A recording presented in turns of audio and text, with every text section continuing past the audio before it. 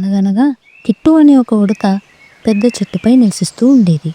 చూడడానికి గోధుమ రంగులో చిన్ని చిన్ని చెవులతో ఒక పెద్ద తోకతో అందంగా ఉండేది.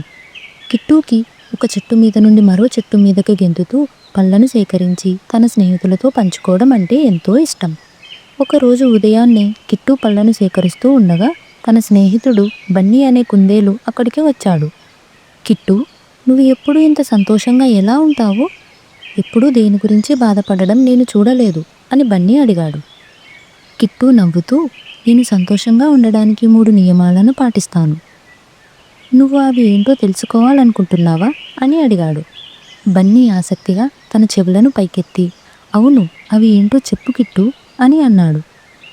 నేను పాటించే నియమాలలో మొదటిది, మన దగ్గర ఉన్నదానికి మనం కృతజ్ఞతగా ఉండాలి. నేను ప్రతిరోజు ఈ అడవికి, చెట్లకు, నాకు దొరికే రుచికరమైన పళ్ళకు ధన్యవాదాలు చెప్తాను. మనకి ఉన్నదానిలో మనం సంతోషంగా ఉంటే మన మనసు కూడా సంతోషంగా ఉంటుంది అని కిట్టు చెప్తాడు. బన్నీ ఆలోచిస్తూ, అలా అయితే ఇప్పటి నుండి నాకు దొరికే తాజా క్యారెట్లకు నేను కృతజ్ఞత కలిగి ఉంటాను. మరి 2వ నియమం ఏంటి అని అడిగాడు. మనం ఎప్పుడూ మన స్నేహితులకు సహాయం చేయాలి. నేను నాకు దొరికిన పళ్ళను ఇతరులకు పంచినప్పుడు లేదా ఎవరికైనా సహాయం చేసినప్పుడు నాకు చాలా ఆనందంగా ఉంటుంది అని కిట్టు చెప్తాడు. ఇంతలో చిక్కు అనే ఒక పక్షి వచ్చి బాగా బాధతో కనిపిస్తుంది.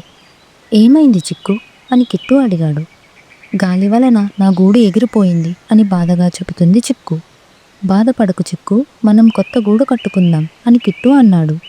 కిట్టు, బన్నీ కలిసి చెట్టు కొమ్మలు, ఆకులు సేకరించారు. అందరూ కలిసి చక్కని గూడును కట్టారు. చిక్కు గూడును చూసి చాలా సంతోషిస్తుంది. ధన్యవాదాలు కిట్టు, బన్నీ, మీరు చాలా మంచివారు, నాకు సహాయం చేశారు అని చెప్తుంది. బన్నీ చిరునవ్వుతో, ఇప్పుడు నాకు నీ 2వ నియమం అర్థమైంది కిట్టు.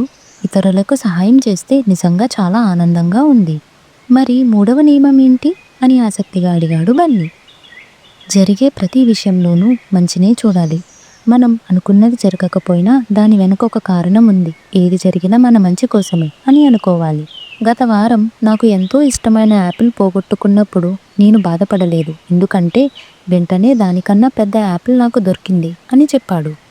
ఈ మాటలు వింటున్న బన్నీ, చిక్కు ఇద్దరూ తల ఊపుతూ, నీ నియమాలు గొప్పవి కిట్టు, నువ్వు ఎప్పుడూ సంతోషంగా ఉండడానికి కారణం అవే అని అన్నారు. ఆ రోజు నుండి బన్నీ మరియు చిక్కు కూడా కిట్టు 3 నియమాలను పాటించడం మొదలుపెట్టారు. అడవి మరింత ఆనందంగా మారింది, ఎందుకంటే అందరూ వారి వారి స్నేహితులకు సహాయం చేస్తూ సంతోషాలను పంచుకున్నారు. ఇలా కిట్టు ఎక్కడికి వెళ్ళినా ఆనందాన్ని పంచుతూ తన సంతోషకరమైన జీవితం కొనసాగించింది. అడవిలో ఉన్నవారందరూ కృతజ్ఞత, సహాయం మరియు సంతోషంగా ఉండడం నేర్చుకున్నారు. ఈ కథలోని నీతి ఏంటి అంటే, సంతోషం అనేది మనలోనే ఉంటుంది. ఇతరులకు సహాయం చేయడం, ఎల్లప్పుడూ మంచిని చూడడం, మన దగ్గర ఉన్నదానికి కృతజ్ఞతగా ఉండడం ద్వారా మనం సంతోషంగా ఉంటాము.